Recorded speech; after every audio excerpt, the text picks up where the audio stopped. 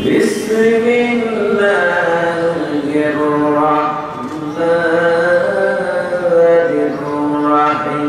الرحيم وما لكم لا تقاتلون في سبيل الله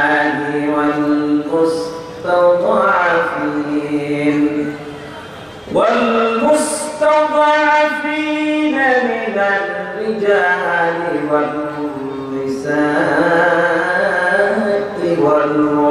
والولدان الذين يقولون ربنا أخرجنا من هذه القرية الظالم أهلها واجعل لنا من لدنك وليا واجعل لنا من لدنك نصيرا صدق الله العظيم বিতাড়িত মাদুদ শয়তানের ওয়াসওয়াসা থেকে আল্লাহর কাছে আশ্রয় চাচ্ছি পরম করুণাময় দয়ালু আল্লাহর নামে শুরু করছি আল্লাহ জিজ্ঞেস করছেন ওয়ামা লাকুম কি হলো তোমাদের আপনারা কি জিজ্ঞেস করছেন কে জিজ্ঞেস করছেন আল্লাহ বলেন তোমাদের কি হলো লা তুকাতিলুনা ফি সাবিলিল্লাহ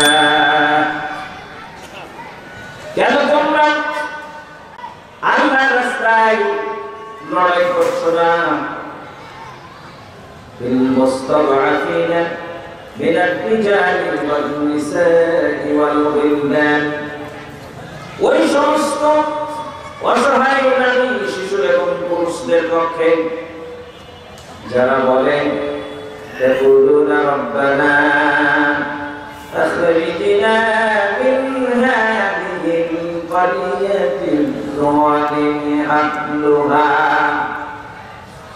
যারা বলে হে আমাদের রব আমাদেরকে বের করে অন্যত্র নিয়ে যাও কারণ এই জনপদের অধিবাসীরা হলো জালেম জালেমদের থেকে আমাদের বের করে অন্যত্র নিয়ে যাও ওয়াজআল লানা মিন লাদুনকা ওয়ালিয়া তোমার পক্ষ থেকে আমাদের জন্য ওলি প্রেরণ করো ওয়াজআল লানা মিন লাদুনকা নাসীরা এবং তোমার পক্ষ থেকে আমাদের জন্য সাহায্যকারী পাঠাও সুবহানাল্লাহ বলেন আবার আল্লাহ বলছেন কেবল আজকে এই আয়াতটি নাযিল করলো মনে হচ্ছে এখনই নাযিল হচ্ছে তাদের পক্ষে ওই সমস্ত অসহায় নারী পুরুষ যারা আজকে ওয়াফা করে জীবন দিচ্ছে আর তাদের পাশে কোনো মুসলমান দাঁড়াচ্ছে না আল্লাহ বলছেন যে ওদের জন্য এই আয়াতটি নাযিল হলো কথা ঠিক হবে আমার ভাইরা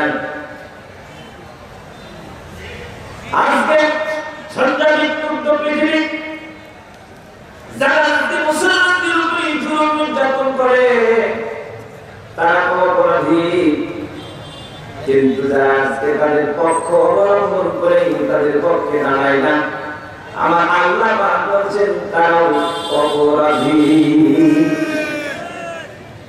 যারা জুলুম করছে নবী সাল্লাল্লাহু আলাইহি ওয়াসাল্লাম বলেন উনসুর আখাকা জালিমান আও মাজলুমান আল্লাহ নবী বললেন তোমরা তোমাদের ভাইকে সাহায্য করো তোমাদের ভাই জালেম হোক অথবা মাজলুম হোক সাহাবায়ে কেরাম বললেন ইয়া রাসূলুল্লাহ আমরা তো মাজলুমকে সাহায্য করব জাগত হয়েছে হাসপাতালে নেব ক্ষতিগ্রস্ত হয়েছে তাকে আর্থিক সুবিধা দেব বাড়ি ভেঙে গেছে বাড়ি বানায় দিব তার হাত পা ভেঙে গেছে আমরা চিকিৎসার ব্যবস্থা করব কিন্তু হুজুর জালেমকে আমরা কিভাবে সাহায্য করব আল্লাহ বললেন শোনো জালেমের জুলুমের হাত থেকে তোমরা ঘুরিয়ে দাও জালেমের জুলুমের হাত থেকে প্রতিরোধ করো এটাই হচ্ছে জালেমকে সাহায্য করা আমাদের জালেমের জুলুমের হাত থেকে ঘুরিয়ে দিতে হবে এটাই হচ্ছে জালেমকে সাহায্য করা তোমার ঠিক না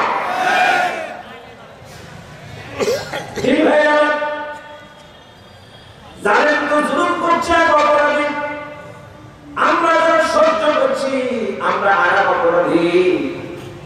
আবার আল্লাহ রাব্বুল আলামিন মদিনায় যখন ঈমানদাররা হিজরত করে গেলেন, মক্কায় যে সমস্ত ঈমানদাররা আটকা পড়লেন, আল্লাহ পাক মদিনার ঈমানদারদেরকে বললেন, কি বলো তোমাদের? মক্কায় যারা আটকা পড়েছে ওই সমস্ত ঈমানদার নারী পুরুষ, বৃদ্ধ যারা পুরুষ যারা আটকা পড়েছে মাজলুম, কেন তোমরা তাদের পক্ষ নিয়ে লড়াই করছো না, ওদের মুক্ত করছো না? আজকে আমরা হয়তো ফিলিস্তিনের উপরে নির্যাতন দেখতে পাচ্ছি, কিন্তু প্রধান করে গোটা পৃথিবীতে মুসলমান যেখানে আছে, ইহুদি খ্রিস্টানরা এবং মুশরিক যারা, তারা আজকে সবভাবে ঈমানদারদের উপরে একই রকম আচরণ করছে। আল্লাহ রাব্বুল আলামিন বলেন, লা তাসুবুল্লাযীনা ইয়াদউনা মিন দুনিল্লাহি ফায়াসুবুল্লাহা আদওয়ান বিগাইরি ইলম। আল্লাহ রাব্বুল আলামিন বলেন, যারা আল্লাহকে বাদ দিয়ে অন্য কিছু উপাস্য হিসেবে গ্রহণ করে, ওই উপাস্যগুলোকে তোমরা গালিগালাজ করো না, কারণ তারা অজ্ঞতাবশত ওদের উপাস্যগুলো যদি তোমরা গালিগালাজ করো, তাহলে ওরাও তোমাদের আল্লাহকে গালিগালাজ করবে। কি ঠিক? আমরা কত কঠিন কথা বলছে, যদি উপাস্যগুলোকে তোমরা গালিগালাজ করিও, আমরা গালিগালাজ করি না, আমরা সম্মান করি। কারণ বিশ্বনবী জনাব মুহাম্মদুর রাসূলুল্লাহ সাল্লাল্লাহু আলাইহি ওয়াসাল্লাম তিনি হলেন আমাদের মডেল, আওয়ার প্রফেট। তিনি আমাদের মডেল, সব ধর্মের মানুষের জন্য মডেল, সব দলের নেতা কর্মীদের জন্য তিনি হলেন মডেল। যদি আপনারা কোরআনের নজর দিয়ে আমার রাসূলকে দেখেন, ভগবান দেখে না, আর যদি দলের নজর দিয়ে দেখেন, তাহলে কিন্তু আমার রাসূলকে আপনারা চিনতে পারবেন। দলীয় নজর দিয়ে নয়, কোরআনের নজর দিয়ে আপনারা দিকে তাকান। আল্লাহ রাব্বুল আলামিন বলেন, লাকাদ কানা লাকুম ফী রাসূলিল্লাহি উসওয়াতুন হাসানাহ লিমান কানা ইয়ারজুল্লাহা ওয়াল ইয়াওমাল আখির ওয়া যাকারাল্লাহা কাসীরা। আল্লাহু আকবার। আল্লাহ পাক বলেন যে লাকাদ কানা লাকুম ফী রাসূলিল্লাহি উসওয়াতুন হাসানাহ, আল্লাহ রাসূলের জীবনী আছে তোমাদের জন্য উত্তম নমুনা। সুবহানাল্লাহ বলেন না? একটু আওয়াজ দিয়ে বলেন না ভাই, সুবহানাল্লাহ। রব কি তোমার দিল কি তোমার, রব কি তোমার দিল কি তোমার, রাসূল তোমার কে, ফেরেশতা আসিয়া যেদিন জিজ্ঞাসা করিবে। যেটা বলেন আল্লাহু আকবার। দিন ভাই আমার, এই জন্য বিবেকের কাছে জিজ্ঞাসা রাখছি, তোমার রব বিশ্বনবী বললেন ফাহাল মুকমিন, মুমিন যারা হবে তারা জবাবে বলবে রব্বি আল্লাহ, আমার রব আল্লাহ। এবার বিরক্ত হচ্ছে নাকি গো? বসে নেই, ভালো লাগে বসে। আবার জিজ্ঞেস করা হবে না তোমার দিন কি? জবাবে বলবে দিন আল ইসলাম। আবার জিজ্ঞেস করা হবে বান্দানি তোমার নবীকে।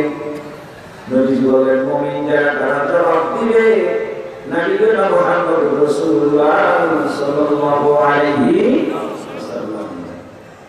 আবু জেহেল এই কথাটা শুনছে, আবু জেহেলের নাম শুনছেন না?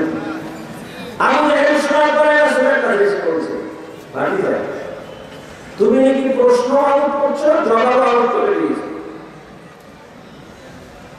যদি বিশ্বাস তো করি না, কিন্তু কবরে যদি এরকম তিনটা প্রশ্নই করা হয়, তাহলে আমি আবুল হাকাম জ্ঞানীর পিতা আমার জন্য কি উত্তর দেওয়া খুব কঠিন হবে?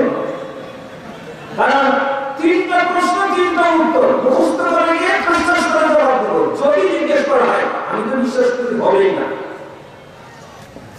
আমার নবীজি শুধু বললেন, চাচা এটা কিন্তু মুখস্থ বিদ্যা চলবে না। আমাদের শিক্ষা ব্যবস্থা নজরুল ইসলাম নাহিদার বিপরীত করছিল না, সৃজনশীল পদ্ধতি, কবরে গিয়ে প্রশ্ন এবং উত্তর, এটা হবে সৃজনশীল পদ্ধতি। যদি বলেন সুবহানাল্লাহ। আপনার গোটা লাইফ কোন পথে পরিচালনা করেছেন? রবের বিধান মেনেছেন কি মানেন নাই? এটি জিজ্ঞেস করা হবে। যদি রবের বিধান মেনে থাকেন জবাব আসবে রব্বি আল্লাহ। আল্লাহকে যদি রব মানেন তাহলে রব্বি আল্লাহ বলা যাবে। আর যদি ইসলাম মেনে থাকেন দ্বীন ইসলাম বলা যাবে। আর যদি নবীর আনুগত্য করে থাকেন তাহলে নবীউল্লাহ মুহাম্মদুর রাসূলুল্লাহ বলা যাবে। এই ছাড়া প্রশ্ন করে উত্তর দেওয়া যাবে।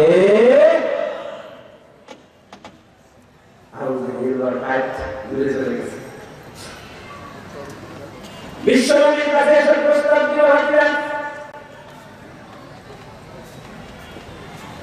তোমার ইসলাম আমরা একবার মানব, আমাদের আগের বাপ-দাদার ধর্ম তুমি একবার মানো। সকালবেলা আমাদের ধর্ম, বিকেলে তোমার ধর্ম, 50-50, তুমি আমাদের ধর্ম, আমি তোমাদের ধর্ম। আমার নবীজি উত্তর দেওয়ার আগে আল্লাহ রাব্বুল আলামিন সূরা কাফিরুন নাযিল করলেন। আল্লাহ বলেন, কুল ইয়া আইয়ুহাল কাফিরুন লা আ'বুদু মা তা'বুদুন। আল্লাহ বলছেন, রাসূল বলে দাও, আইয়ুহাল কাফিরুন, ও কাফের মুশরিকরা, লা আ'বুদু মা তা'বুদুন, তোমরা যার ইবাদত করো, গোলামি করো, আমি তার গোলামি করি না। বলেন তো দেখি, আমরা যারা মুসলিম আমরা গোলামি করি কার? হুকুম মানি কার? আইন মানি কার? বিধান মানি কার? ওয়াদা মানি কার? নির্দেশ মানি কার? মুসলিম। আর আল্লাহ মানে আল্লাহর হুকুম মানে আল্লাহ গোলামি করি। পৃথিবীর কোরআন আমাকে এটাই শিখিয়েছে। কোন তাদের কোন বাকিদের আনুগত্য করা কোরআন শিখাই নাই। এই জন্য বিদায়ের সফল করে আসো, আমরা শিক্ষা গ্রহণ করবো কোরআন থেকে, ফায়সালা নিব। আবার আল্লাহ কোরআন জিজ্ঞেস করছেন, তোমাদের কি হলো? কেন তোমরা অসহায় নারী পুরুষ শিশুদের পক্ষে দাঁড়ায় না? যারা মাসরুম চিৎকার দিয়ে কি বলে, আমাদেরকে এখান থেকে বের করে পুত্র নিয়ে যাও, যার অধিবাসীরা জানেন তোমার পক্ষ থেকে আমাদের জন্য ওই পাঠাও, সাহায্যকারী পাঠাও, চিৎকার দিয়ে যাবে। আবার আল্লাহ আমাদের জিজ্ঞেস করছেন, তোমাদের কি হলো? ও শঙ্করের মানুষ, কি হলো তোমাদের? আমার ভাইরা, আজকে আপনাদের এখানে বসা আছি, আবার আল্লাহ কোরআন থেকে আমাদের ফায়সালা দিতে হবে। আর কোরআন বলছে, ইয়া আইয়ুহাল্লাযীনা আমানু লা তাত্তাখিযুল ইয়াহুদা ওয়ান নাসারা আউলিয়া। আল্লাহ বলছেন, ও ঈমানদাররা, ইহুদি এবং খ্রিস্টানদেরকে তোমরা বন্ধু বানায়ো না, ওরা তোমাদের বন্ধু না। পরস্পরের বন্ধু।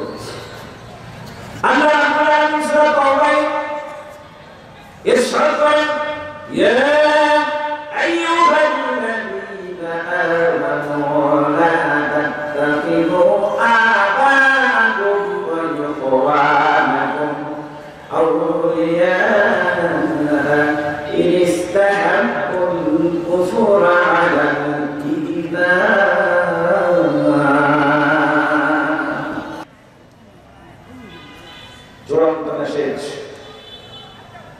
ইসলাম আছে যেখানে মুসলমান থাকবে, কোরআন আছে যেখানে মুসলমান থাকবে সেখানে। আমরা দোয়া করব আমরা দোয়া করব আল্লাহর কাছে আমার ফিলিস্তিনি ভাই বোনদের জন্য, পারবো? এই কথা না, পারবো? রাসূলুল্লাহ সাল্লাল্লাহু আলাইহি সাল্লাম উনি আল্লাহ রাসূল সাল্লাল্লাহু আলাইহি সাল্লাম একটা কওমের কাছে উনি কারি পাঠিয়েছিলেন, কওমি যে কারিরা ওই কওমের লোকজনকে কোরআন শোনানোর জন্য দিয়েছিল। তাদের সংখ্যা ছিল ৭০ জন। কতজন? ৭০ জন কোরআনের কারি ছিল। ওই কওম কোরআন শোনানোর জন্য গেল, কিন্তু দুর্ভাগ্য এই কওম রাসূলের প্রেরিত ৭০ জন কারিকে হত্যা করে শহীদ করে দিল। ৭০ জনকে শহীদ করল। বিশ্বনবীর কাছে যখন খবর আসলো, আল্লাহ রাসূল বরবাদ করে এরপরে আল্লাহ নবী ১ মাস ধরে নামাজে, ফজরের নামাজের পরে উনি কুনুত নাযিলা করতেন, আর বদদোয়া করতেন, ওই কওমের জন্য বদদোয়া করতেন। আমার নবী এই ৭০ জন কারীর পক্ষ নিয়ে আল্লাহর কাছে ওই কওমের জন্য বদদোয়া করেছেন। আমার দিন ভাইরা, আমরা পক্ষে আমার যে সমস্ত ফিলিস্তিনি ভাইরা, ফিলিস্তিনি এদিকে আপনারা Kashmir, Lebanon, Syria, Iran, Uyghur, যেখানে মুসলিমরা নির্যাতিত, তাদের পক্ষ নিয়ে আমরা আল্লাহর কাছে দোয়া করতে থাকবো, আল্লাহ আমার ভাইদেরকে মুক্তি দিও, আর এর সাথে যারা জড়িত আছে এদেরকে তুমি হালাক করে দিও। এই দোয়ার সাথে আমরা থাকবো, পারবো তো নাকি? বলেন ইনশাআল্লাহ। আমার ভাইরা, এরপরে কোনোতে না দিলেন আমাদের পালন করতে হবে, চর্চা রাখতে হবে। কমপক্ষে ১ মাস একত্র হয়ে কোনোতে না দিলা পাঠ করার টাইম এসেছে। ফজরের নামাজের পরে আমরা ফজরের নামাজের মধ্যে শেষ রাখাতেন আমরা রুকু থেকে দাঁড়াইয়া কোনোতে না দিলা পড়া, এটা রাসূলের সুন্নাত ছিল। এই সুন্নাত এখন চালু করা দরকার। দিন ভাইরা, এরপরে ৫ নম্বর, ইসলাম এবং মুসলমানদের শত্রুদের সাথে কোন সম্পর্ক রাখা যাবে না।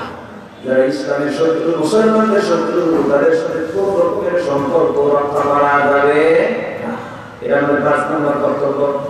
আর ৬ নম্বরের যে কর্তব্য, এটি হচ্ছে আমাদের শক্তিশালী সর্বসম্মত ঐক্য গড়ে তোলা। যদি আমরা ঐক্য গড়ে তুলতে পারি, মুসলমানদের মধ্যে এই দলাদলি বিভাজনটাকে বন্ধ করে দিয়ে আমরা ঐক্যবদ্ধ হতে পারি। আজকে বাংলাদেশের মতো একটা ছোট্ট দেশে মুসলমানদের মধ্যে দলের সংখ্যা হচ্ছে ৫৩টা। ৫৩টা দল থাকার কারণে শক্তি কি বেড়েছে না কমেছে? দল যত বেশি হবে শক্তি কি বাড়বে না কমবে? বাড়বে না কমবে? আল্লাহ বলেন, আতিউল্লাহ ওয়া আতিউর রাসূল, তোমরা আল্লাহর অনুগত করো, রাসূলের অনুগত করো, ওয়ালা তানাযাউ, তোমরা পরস্পর বিবাদে জড়ায় যেও না, ওয়ালা তানাযাউ, পরস্পর বিবাদে জড়ায় না। ফাতাশাদু, যদি বিবাদে জড়াও তাহলে তোমাদের সাহস হারিয়ে যাবে, ওয়া তাযহারা বিহুকুম, তোমাদের বাতাস বের হয়ে যাবে। আমার ভাইরা, আল্লাহ এবং রাসূলের অনুগত করার কথা আল্লাহ নির্দেশ দিয়েছেন। এরপরে বলেছেন তোমরা পরস্পরে বিবাদে জড়ায় যেও না। আজকে আমরা যদি আল্লাহ রাব্বুল আলামিন এই নীতি অবলম্বন করেন, পরস্পর যদি বিবাদ থেকে আমরা দূরে সরে গিয়ে যদি ঐক্যবদ্ধ হতে পারি, কোরআনে কারীমের আয়াতের সামনে নিয়ে পড়ে আমার সাথে ওয়াতাসিমু বিহাবলিল্লাহি জামিআন ওয়া লা তাফাররাকু। আল্লাহ রাব্বুল আলামিন বলেন, আল্লাহর যদি কোরআনকে তোমরা আঁকড়ে ধরো, ওয়া লা তাফাররাকু, পরস্পর বিচ্ছিন্ন হয়ো না। আল্লাহ বলেন, যদি তোমরা আল্লাহর যদি আঁকড়ে ধরো, ঐক্য হয়ে যাও, তাহলে ঐক্য যদি মুসলমান হয়ে যেতে পারে, তাহলে অসাধ্য জিনিসও মুসলমানরা সাধ্য করে নিতে পারবে। আল্লাহু আকবার বলেন। আমার ভাইরা, এজন্য আমরা আজকে আসে আমরা ধর্ম নির্বিশেষে যারা বিভিন্ন ভাষা কোনো ধরনের পক্ষপাতী পক্ষে আমি বলতে চাই না। আসুন না আগামী দিনে ঐক্যবদ্ধভাবে আমরা একটা সিদ্ধান্ত গ্রহণ করি, এই যে আল কোরআন আমাদের মাঝে এসেছে, এই কোরআন হচ্ছে আল্লাহর পক্ষ থেকে নাযিল করা এটা সংবিধান। এতে 114 সূরা, 30 পারা কোরআন, 540টি রূপ আছে, পর্যন্ত শরীর থেকে 6666 আয়াত আছে। এই আয়াতগুলো, এই সূরাগুলো তাআলা নাযিল করেছে আমাদের জন্য। আমরা অন্ধকারে, আমরা পথে ফেরতাম যদি কোরআন না আসতো। কোরআনকে আল্লাহ নূর বলেছেন, আলো বলেছেন। এই জন্য মহান বলেন ওয়ালাল্লাহি উসদুস সাবিলি ওয়া মিনহা জাইল, যেখানে আছে অসংখ্য আলাপা, সঠিক পথ বলে দেওয়ার দায়িত্ব আমি আল্লাহ নিজেই গ্রহণ করেছি। যে আল্লাহ আমাদেরকে তাহলে আল্লাহ রাব্বুল আলামিন সঠিক পথটা আমাদের বলে দিলেন। আর সঠিক পথ হচ্ছে আল্লাহর নির্দেশিত পথ, যে পথটা আমরা আসলে ঈশ্বরের বাণীর মধ্যে সবাই বলি ইহদিনাস সিরাতাল মুস্তাকিম। সিরাতাল মুস্তাকিম আমরা আল্লাহর কাছে চাই। আবার সিরাতাল মুস্তাকিমের ব্যাখ্যা আমরা করে দিয়ে বলছি, আল্লাহর ভাষায় বলছি সিরাতাল লাযিনা আনআমতা আলাইহিম, যাদের প্রতি এই পথ ধরে চলেছে, যাদের প্রতি তুমি ইনাম করেছো, দয়া করেছো, অনুগ্রহ করেছো, আল্লাহ ওদের পথটা আমাদেরকে দেখাও। আল্লাহ বলেন, এবার বললেন যে শোনো, যদি তোমরা ওই ইনাম প্রাপ্ত বান্দাদের যদি কাতারে শামিল হতে চাও, তাহলে 4 শ্রেণীর মানুষদেরকে তোমরা গ্রহণ করে নাও। অর্থাৎ 4 তরিকা মানা লাগবে, এই 4 তরিকার বাইরে গেলে শান্তি পাবা না। সিরাতাল মুস্তাকিমে কারা? মহান রব্বুল আলামিন বলেন উলাইকাল্লাযীনা আনআমাল্লাহু আলাইহিম মিনান নাবিয়্যিনা ওয়াস-সিদ্দীকিন ওয়াশ-শুহাদা ওয়াস-সালিহিন ওয়া হাসুনা উলাইকা রাফীকা।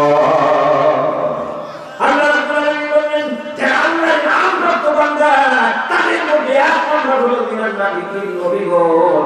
যদি তোমরা এই জমিনে যদি সিরাতুল মুস্তাকিমের পথে চলতে চাও, আল্লাহর নির্দেশিত পথে চলতে চাও, তাহলে নবীগণ যে পথে গেছে তোমাদেরকে সেই পথেই যাওয়া লাগবে।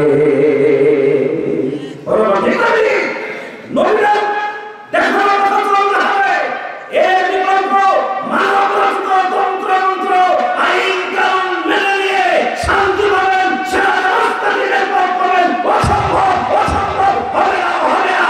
আল্লাহ বলেছেন সিরাতুল মুস্তাকিম হচ্ছে নবীদের পথের মধ্যে আছে, কথা বলেন ঠিক না?